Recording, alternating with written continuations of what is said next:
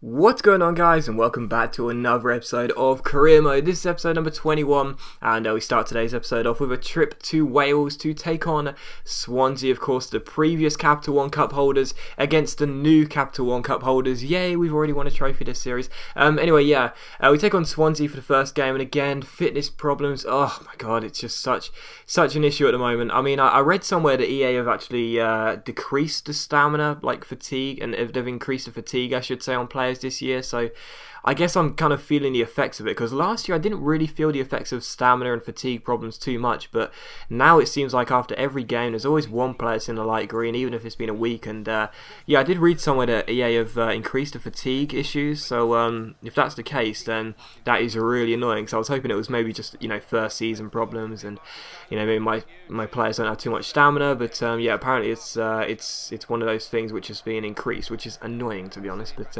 can't do much about that. But yeah, we had to rest a lot of players again, unfortunately. Changed the team around a little bit as we came to take on Swansea here. And of course, in the last episode, you saw us pick up just a single point from 2 games. A loss at home to Spurs, and then a draw, I think it was at home to Stoke. So yeah, coming to Swansea, wasn't feeling too confident, and unfortunately they did have the ball in the back of the net in the first few minutes. However, the strike was ruled out for offside. It was a lovely ball through, wasn't it? But the strike was ruled out for offside, and it was still 0-0.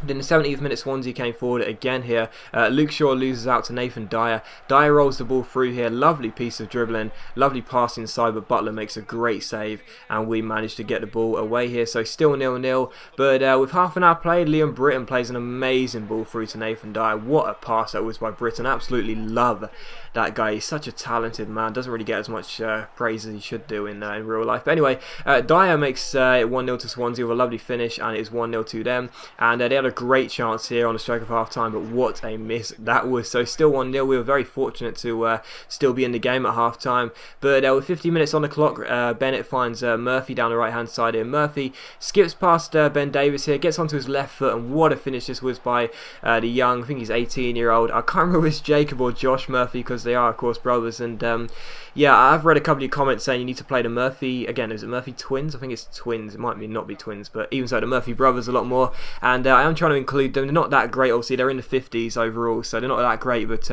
what a finish that was by Murphy. And it's 1-1 here, and he sees Sanogo with a great chance, and again it's a great save by Vorm. So Sanogo, sorry, I keep saying Sanogo, but Sanogo with the chance. Good save by the goalkeeper, and it's still 1-1. But in the 65th minute, disaster struck here. Oh my god, what on earth was I doing? Ryan Bennett, our defender here, gets a straight red card, and it was a definite red card. I gotta be honest, I made the challenge and I pressed square, because obviously when I clear the ball I try to sort of cross the ball out with the square button, try and keep it accurate, and yeah, oh, it was awful. Wayne Routledge had to get subbed off for his safety after that terrible challenge, and yeah, I wasn't concentrating, and because of that we had a man sent off, and rightfully so as well. But that didn't stop us from coming on the attack here. Yaya Sanogo skips past his man, goes down the right hand side. Sanogo with the chance here, tries to chip the goalkeeper, but it's a good save by Vorm. He's not the tallest of goalkeepers, but it's a good save by the Dutch keeper. Still 1-1 here, and from the resulting corner, Turner can't get the header, but unfortunately he gets a really bad injury. So not only did we lose Ryan Bennett to a red card, but unfortunately we also lose Turner through injury. We haven't actually had too many injury problems, but Michael Turner gets a bad injury, and as you can see there, it is a broken ankle, and of course that does mean he is going to be out for the rest of the season. No, that sucks, because we don't have too many centre-backs. Or good centre-backs, I should say. So that absolutely sucks. Our defensive problems have been the main problem of the series so far, and now Turner's out for the rest of the season. Oh, that's just absolutely terrible. But had to bite our lip and take it. And he walked off the pitch with a broken ankle, so that's quite brave. But even so, he's out for the rest of the season, and that just completely sucks. But anyway, Sean Morrison comes on, and we do our best to try and contain Swansea for the rest of the game. Take a point back to us, to England, and hope for the best in the next game. But in the 79th minute, unfortunately, Swansea's passing was just too good for us, really. It was just fantastic build-up play. Never looked like getting rid of the ball. And eventually, Nathan Dyer takes aim, and it's a great finish. Second goal of the game for the number 12. His 12th in all competitions, and unfortunately, Swansea were 2-1 up, and there was no way back for us, really. There wasn't, you know, Swansea used the extra man to their advantage. They passed us off the park like Swansea do under Laudrup and of course Rodgers. So Swansea were fantastic. We just couldn't contain them once we went down to 10 men. Here you see Britain find Pablo Hernandez. His shot is brilliantly saved by Butland, who was doing everything he could to keep us in the game.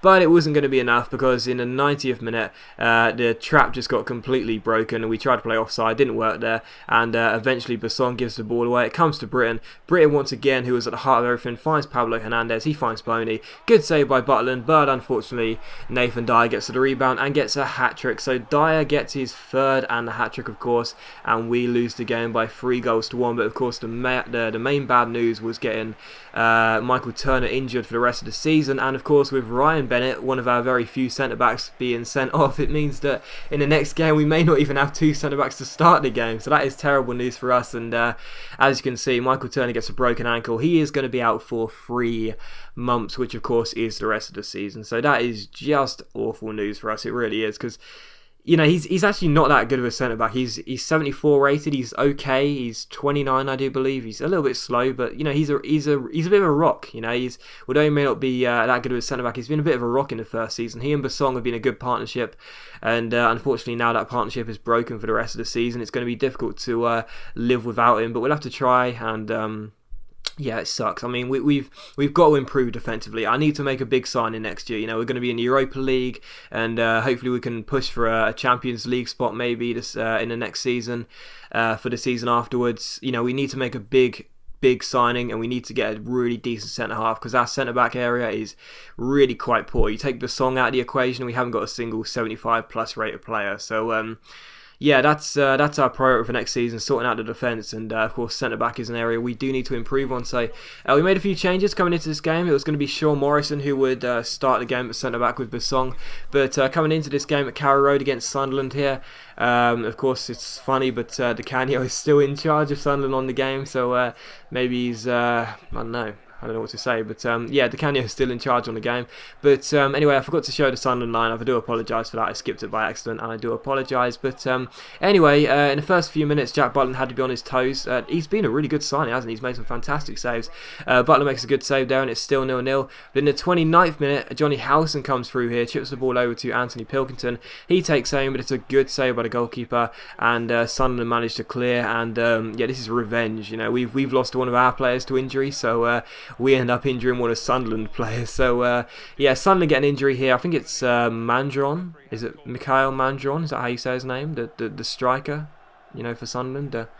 The striker, is that how you say it? Mikhail Mandron? I'm not sure, but anyway, he comes off, he gets an injury, and Fabio Borini, the Italian striker on loan from Liverpool, comes on in his place. So not really a replacement I was looking for, because I'd say Borini's the better striker, but even so, in the 39th minute, Josie Altidore collects the ball here, crosses the ball into the centre, and there is, yeah, the substitute, Fabio Borini. So I was right to be annoyed, because unfortunately Borini gives Sunderland the lead here. So 1-0 to Sunderland in the first half. That is how it remained. And then the 52nd minute, Elmander picks the ball up here. Elmander plays the ball through to Gary Hooper. Hooper hits the bar with his finesse shot, but it comes to Elmander. There is the big Swede to make it 1-1 here. So his 16th league goal for our number 16. That's happened quite a few times, hasn't it? The same amount of league goals for the number. Anyway, Elmander gets the goal, and it's 1-1 here. And Sunderland make another substitution. Ebert comes on for Desena. And in the 60th minute here, Townsend picks the ball up, and I just don't know with EA, to be honest. I mean, how easy is it to score long-range goals in this game? It's crazy, isn't it? I mean, it's a great strike. Like, it's a great strike by Townsend, don't get me wrong. It's a lovely, lovely half volley, and it spins into the bottom corner, lovely. But it's goalkeepers. Like, how long does Kieran Westwood take to dive there? It's crazy, you know. It's like his footwork is all wrong, and then he just sort of dives like half-assed and just doesn't really, I don't know. It's 2-1 here, and Townsend with a lovely strike, but it just takes a bit of the edge off it, you know. Last year, if I score a goal like that, I'm going to be going crazy. This year, it's like, you know, I can do that with ease, you know. But anyway, Elmander gets his second goal of the game here, so we eventually go 3-1 up, and I was like, game over now, we've won it. Elmander secures the win, surely. It's 3-1 here. But straight from kickoff here, Sunderland come forward in the 66th minute. Ebert, who just came off the bench, goes down the left-hand side, back seals it to Vaughan. Vaughan crosses the ball in. There's Fabio Borini. Look at that. That is just technique and a half from the Italian striker on loan from Liverpool. What an amazing volley. And it is 3-2. But straight from kickoff again, we come through here. Some nice passing. The ball eventually gets played out wide. We give the ball away. Ebert picks it up here. And again, look at this from Markin, man. Seriously, it just gets played over the top. Besson gets completely done. It's my fault, obviously. Barini plays it through to Seb Larsson. Larsson finds Altidore again, terrible marking, and it's a great finish. The marking on this game, I think I brushed on it in the last episode, is terrible, and you're going to see exactly why in this one here. Because straight from kickoff, we collect the ball, we play it down the left-hand side here with Anthony Pilkington. Pilkington just runs down the left-hand side. Look at this, it's so easy, crosses the ball in. There's Gary Hooper, simple header into the back of the net. It's just awful. It's just awful. The marking on this game is terrible. Headers are OP. Goalkeepers are just shocking. And in the 78th minute here, Vaughan collects the ball here. Chips the ball over. I mean, what the hell is Basong and you know, Turner doing there to just let Ibert run through the middle and not even be near him? I mean, I don't know, it's just, this game is just the defending, you know, the AI defence and the AI goalkeepers are just all over the place. Again, look at this, man. Russell Martin and Basong just completely leave Ibert all alone. The marking is just terrible. I take the blame, of course, you know, because I have to, but even so, this game is just completely broken. But 5-4 the final score, a complete goal, it was just 5-4, what can I say, a complete goal fest. And anyway, as always guys, thanks for watching today's video. I really hope you enjoyed it, and I'll see you for the next episode tomorrow morning.